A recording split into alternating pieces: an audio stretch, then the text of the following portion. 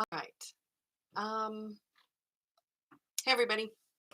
So Becky from Patchwork Posse here, and there was a little bit of conversations that they happen all the time, and so I thought I would just get on and chat just a minute and give kind of what my feelings are on this. It's not super, there's no hard rules in here, and but I thought I would just cover a few things and the the comments or their thoughts and frustrations. It was more of like a frustration here, is that their points weren't perfect, or the block didn't turn out to be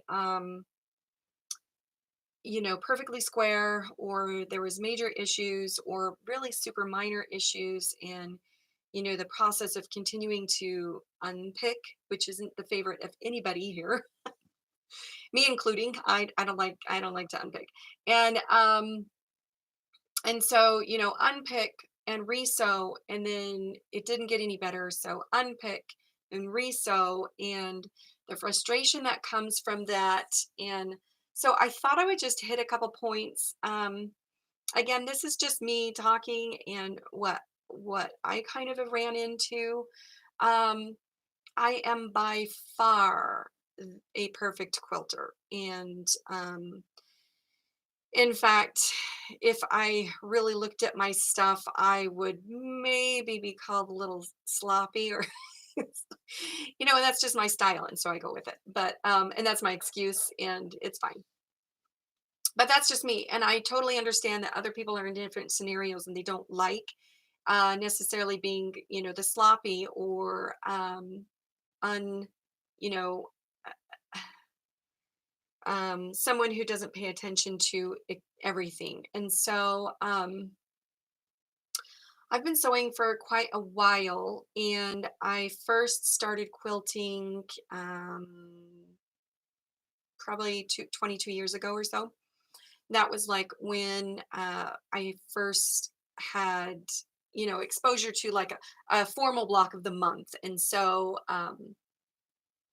that's when I was sewing, and I went every month and I sewed the block, and I learned a lot and I practiced. And that's kind of how I got started, is enjoying block of the months. And so since then, I kind of just do my own thing, only more than likely because I don't follow a lot of patterns, and I sew what I want, and I tolerate a lot of stuff that is not perfect and that is sewn by me.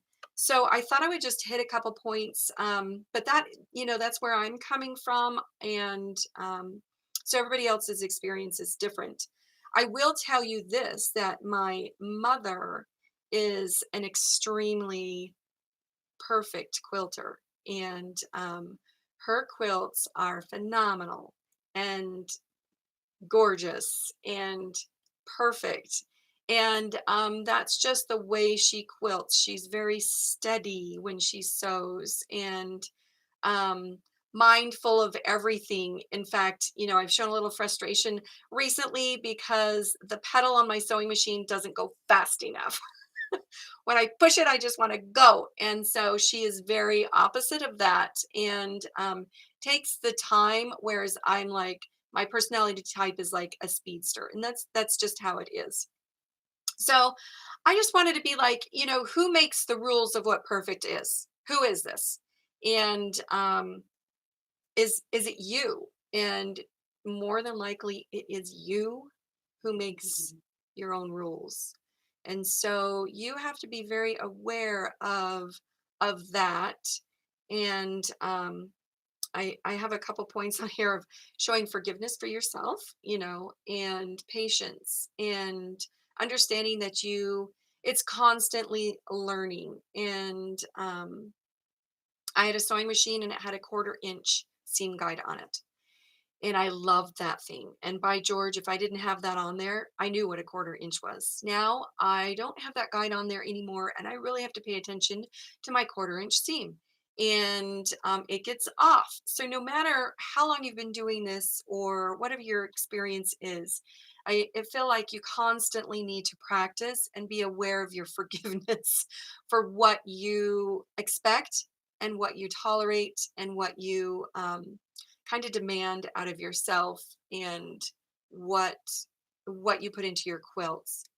Um, I'm not sure that there is really anybody who makes the rules. Now, there are rules when you decide to put your quilt into a quilt show, and there are rules for that. And especially for a judged show, you will face lots of critiques with that. And, are your points perfect? Do your seams line up as far as, if you're not matching seams, are you matching points? Um, the overall design, your color placement, your whether it's a point or the block, is the block lined up with the other block? Your four corners when your blocks come together, even on a four patch, are they nice? Are they done well? How much bulk do you have in your seam allowances when you have a lot of seams? So there are rules when it comes to quilting for a specific purpose. And usually those rules keep to show quilts and display quilts and those quilts that are going to be judged and put out there for the whole world to enjoy, really. Um, there is such a thing as improv. There is such a thing as, modern, where sometimes those rules are broken and it is tolerated a little bit more when it is put into those categories. If you are not doing an improv and you're really struggling with those points, um, be aware of, there's two things that really help. One is your quarter seam allowance and being on the scant if you can, because when in the process of quilting, you sew and then you press. Depending on how you press will determine how much fabric, and your thread, it makes a difference as well. How thick is it? And if your thread is a little on the thicker side, it does take up space in that seam. And so when you press it open, you have a little tiny more fabric in that seam. And so when you go to square it up or sew that block to another block, you might find that you're off a little bit. And sometimes there's a little bit extra bulk in that seam. Um, So pay attention to your thread, pay attention to your quarter-inch seam, and pin. If you really find it frustrating, pinning, I have found, I am not a pinner. I have to tell you, I am not a pinner. I have pins, and there's some pins right here, and they sit there and I use them when I need them. When I find that I have sewn something incorrectly or it's off and it really bothers me, and it has to be off quite a bit for it to bother me, I'll unpick it, I will pin it, and then I will restitch it. I have found that pinning helps quite a bit, especially when it comes to matching up those seams. And so it's when you pin, I would suggest that you use a pin on both sides of those seams, not just on one side, and keep on going. Make sure you secure that seam pretty well when you use your pins, because that does help a lot as well. So pinning, quarter-inch thread thickness is really the things that can affect your quilts and your quilt blocks. There are some, how long will it take you to get it right? And like I said before, I was sewing on this machine. It had a quarter-inch guide. Everything was great. I get off of it. I'm not sewing with a quarter-inch seam. Everything is with the guide. I am cruising through stuff and I'm just doing just fine. And then all of a sudden I started having issues again. And I realized my quarter-inch seam was getting off because I really wasn't paying attention. I was so used to that guide and so used to using that I relied on my eye, and my eye was off. And so that's what happened. How long will you take it to get it right? Sometimes you'll get it right and sometimes you won't. And sometimes it's the fabric. And you just, you really have to be patient with yourself and be understanding and forgive yourself for those things that do not turn out perfect. One year I decided to do a cranky quilt, and I call it cranky because it made everybody that sewed it cranky. And the reason why is because we cut off points and things were not equal, and they were, you'd make your square and you'd turn it and you'd cut it again, and so it was a little cockeyed, and it really frustrated quite a few people, but in the end it helped them move on that demand and that guilt and the frustration of not getting things exactly right. And I will link that in the description because you guys can see that it's free on my blog. But it is a little difficult and it does take a little bit of time to understand, even for a project like that where it was purposely done.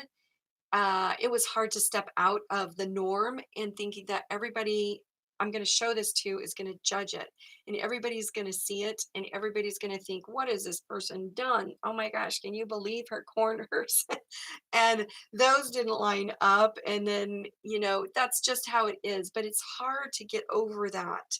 Um, Another thing is, yeah, when you go to places and you show your quilts, or if your blocks, your block of the month, and you show it up, you really, there's no way of getting around it. You're going to be self-conscious about whatever you sew, whether that's like self-conscious about the fabric you chose, or even if you love your fabric, but you're worried about the placement. What are people going to think? Is this really right? There's no rules unless you use a kit, and then maybe there's rules because you have to use it or you don't have enough fabric. So, getting over that nervousness and embarrassment and a little bit of, I don't know, awareness, or, thinking that other people are going to judge you. Everybody is on a different path and everybody's working on different projects, and we're all at different levels. And we're all exploring different things. So while you might see somebody's block is completely, like, in your mind, horrid, um, that is maybe what they're going for, and you never know. And maybe that's not what they're going for, but they decided to just give it a try, explore it, and be brave enough to kind of share it with others. There was one hard lesson I learned, and that was squaring up my half square triangles. I was like, I totally don't need to do that. I don't know why anybody does that. This is not a big deal. I'm perfect. They look great. And then I sewed them together, and I was blown away with how, one, horrible it was. Nothing lined up. It really was not my best work. In fact, I never finished that quilt because it was so frustrated. And the reason why is because I really didn't follow, I guess, some basic rules of quilting, and that would be squaring up. And so, while there are some rules for the technique of quilting, there's not any rules when it comes to your finished quilt top. It really is what you expect out of yourself. Um, so if anybody has any comments, drop them in here. I'm happy to talk about it a little bit more, but just be aware that there's going to be frustration, and there's going to be things that don't line up, and you have to be okay with that, and decide for yourself how many times realistically am I going to unpick this and sew it back together. How many times are I going to allow myself to do that and get frustrated over and over again? It's really up to you, and you need to decide that kind of moving forward, so you don't get caught in that circle of redo, redo, redo, and giving up completely. Overall, in the end, if you are not putting your quilt in a show, Once you put all of those blocks that you have sewn together, once you put all of those blocks together in a quilt top, whether it becomes finished or not, quilting makes a totally different uh, look to it. There is so much forgiveness that happens in that. You have to understand that anybody looking at that is not going to be they're not going to know or see what you are so concerned, worried, and frustrated with. And they are going to see that it's wonderful and that they love it, or it speaks to them. um, that's what they see. And overall, the blocks talk to each other. Your eye bounces around. It's more concerned about the pattern, the color, the movement. And unless the mistake is super blatant, it will never show. It will never show. And once you get that individual block that you were like, so this is horrible, I'm never going to show it to anybody. I can't believe, it turned out like that. I can't believe I unpicked it and resewed it 10 times and it still looks like that. Even those blocks, when they are put into a quilt top, will be just fine. And nobody will ever pay attention to that. Now, we as quilters have a tendency to point them out for other people. So when you do show that quilt top, bite your tongue. Do not show those. Do not point those out to other people. Do not go there, because they don't really care. They don't ever see it and they don't need to know. Um, be okay with your imperfections. Nobody's going to be perfect in this journey, and you will never as well. So you have to accept that and be okay in your journey and be okay in your imperfectness. And I should have brought, darn, I should have, maybe I'll link them out. I should have shared um, some quilt blocks that really have a lot of issues, and I used them anyways. And that's just how I am. And I've gotten to the point where I'm okay with that, and it is how it is. And uh, I just move on and I go to the next process or the project. I really enjoy the process of quilting, and I enjoy learning new things, and I enjoy picking up new tips and figuring out how I can do it better. But if it in the end doesn't turn out exactly perfect, I'm still okay with that because I've learned something new and I'm moving forward. And so that to me is more important than really worrying about one little point or one quilt block that overall will blend in with everything and not really matter. It still has its place. Um, it still connects with everything else. It still has a purpose in the quilt. And so keep it, keep relax a little bit and forgive yourself and understand it's a journey about learning. And what have you learned?